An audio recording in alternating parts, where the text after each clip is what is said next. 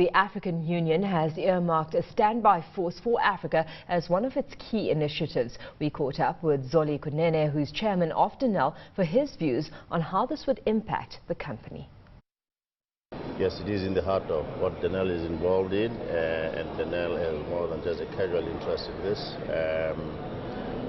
Denel would want to see itself involved in the supply of equipment and systems to the African standby force.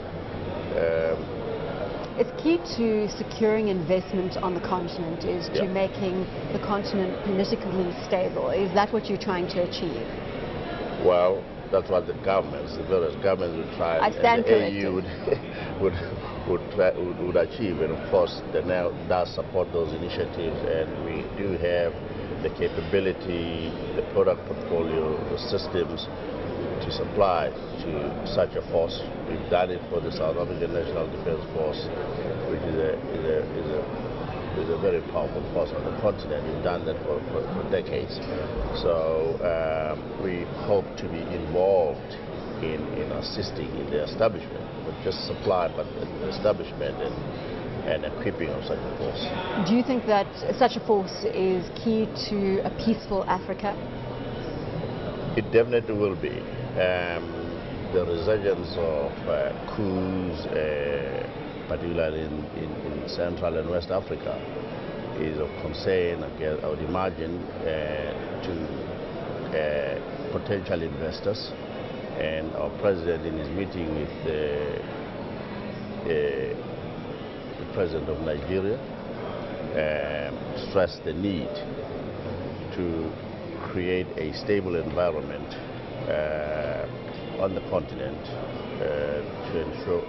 in order to be able to attract investments. And you saw South Africa and Nigeria leading in such an effort. We stand ready to support such an initiative, and we stand ready to supplying to equipping and giving such a force capacity to implement its mandate.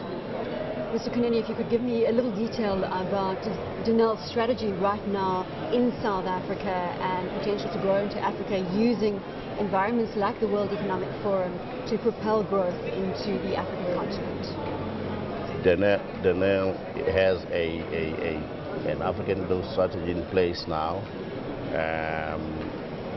We are involved in a whole lot more countries now, in supplying and equipping the defense forces in those countries, the legitimate defense forces in those countries. We are having to find a different way of doing business with our fellow African countries. Barter is one of the payment methods that we are investigating. So a barter system? A barter system. And of course, this is still at its initial stages. We still at this conception. We still have to develop the concept, and hopefully in a couple of years down the line, we should be able to start implementing it.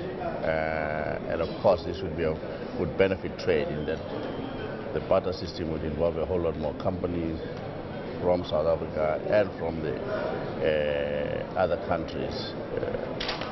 Just looking at Denel and the opportunity presented by the World Economic Forum, it is all about delivering on Africa's promise.